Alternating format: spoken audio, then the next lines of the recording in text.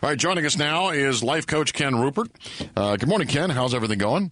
Going good, Sean. How are you doing? Always a pleasure. And, one of the things we've been having in our ongoing discussions is talking about caregivers and how difficult that is and why people really need, some professional advice before they embark on that.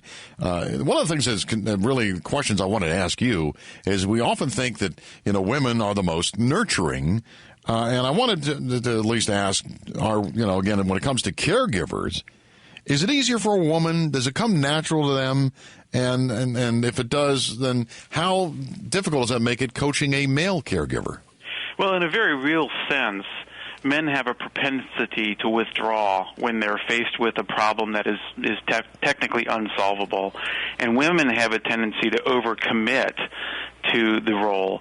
So if we just look at the male caregiver for a minute, males are problem solvers. We want to get in there, we want to get our hands dirty, and we want to solve the problem. But with caregiving, that's not a problem that can be solved.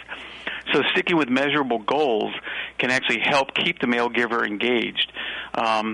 Therefore, with the male caregiver, it's best to break down the unsolvable problem of caregiving into smaller, more manageable problems such as managing household finances, updating estate papers, determining immediate, intermediate, and future needs. So it's really important to keep the male caregiver focused on achieving goals. Well, that certainly is valuable advice. And do you find that men are not as forthcoming, not as apt to want to, sign up to be a caregiver? Yeah, what I find, and I've experienced this in my own life, is that we are faced with emotions that sometimes we're not comfortable with, and that's just the reality of it. Women are more nurturing. They fall into the role. As a matter of fact, there's some numbers that say up to 70% of caregivers are women. So for the male to be engaged, they have to be able to manage those emotions. And, helping a guy on the task of accomplishing something, knowing that they're contributing, knowing that they're making a difference, really helps kind of nurture through that emotional process. All right, so again, this is information that is very valuable because you never know when you're going to be in need of being a caregiver or needing one. And so again, how do you charge for your services? Where can people contact you?